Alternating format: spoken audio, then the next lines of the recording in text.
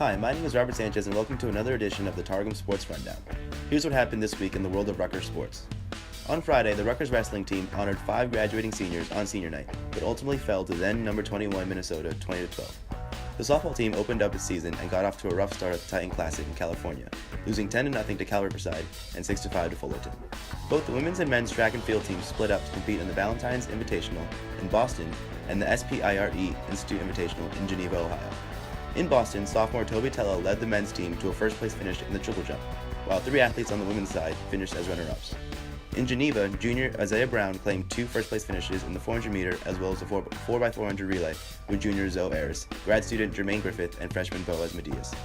Meanwhile, in Florida, the men's golf team finished 6th in the East Division of the Big Ten Match Play Championships. On Saturday, the men's lacrosse team defeated St. John's 12-8 to move to 2-0 on the season.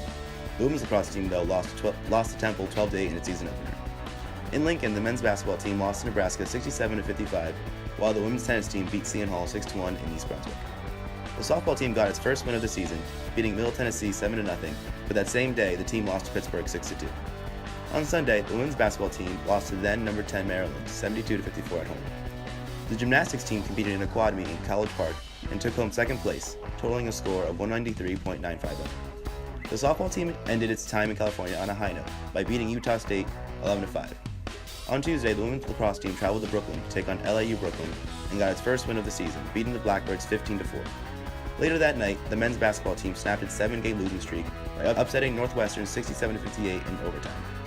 On Wednesday, the women's basketball team followed up the men's team with a 63-50 win of its own against Wisconsin.